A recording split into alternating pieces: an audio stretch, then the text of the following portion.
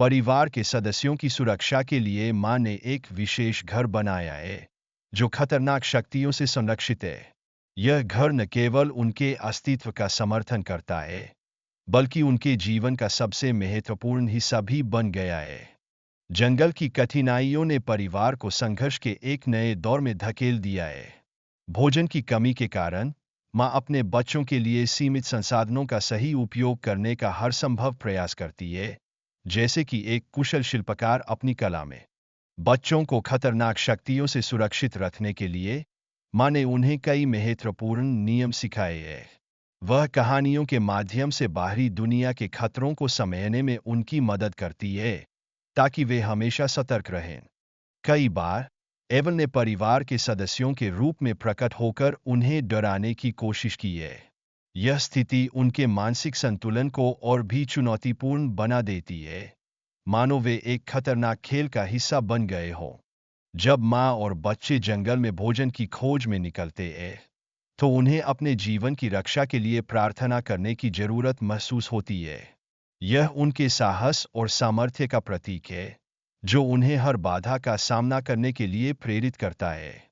भाई भाई के बीच विश्वास और संदेह का एक जटिल खेल चलता है। नोलन अपनी माँ की बातों पर सवाल उठाता है, जिससे कहानी में महत्वाकांक्षा और तनाव का विस्तार होता है। सैम जब रस्सी में फंस जाता है, तो उसे गंभीर चोट लगती है। माँ की ममता जागृत होती है, और वह तुरंत अपनी संतानों की मदद के लिए दौड़ती है, जैसे कोई योद्धा अपने साथियों को बचाने के लिए आगे बढ़ता है। माँ ने बच्चों को खौफ में रखकर उन्हें सुरक्षित रखने का एक अनोखा तरीका अपनाया है, ताकि वे स्वावलंबी बन सकें और कठिनाइयों का सामना करने में सक्षम हों।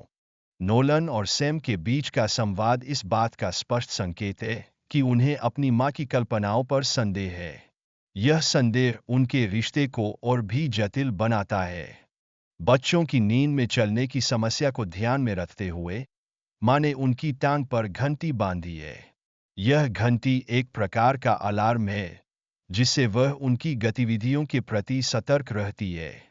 माँ अपने अतीत को बच्चों के साथ साझा करती है, जब वह एक अलग व्यक्ति थीं।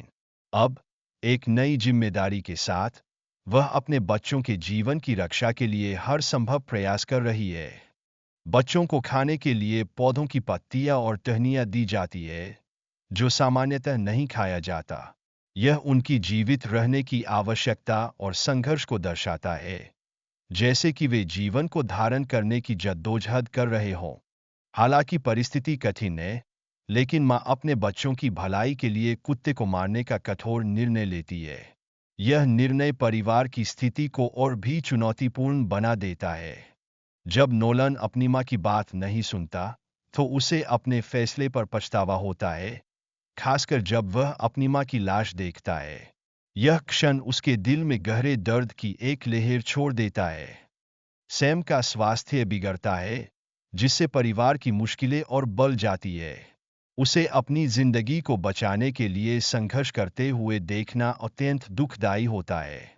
बच्चों के मन में प्रतिशोध की भावनाएं पनपने लगती है, और उसके परिणामों का वर्णन किया गया है। यह दर्शाता है कि कैसे गलतफहमियां और हिंसा एक नए संकट को जन्म देती है।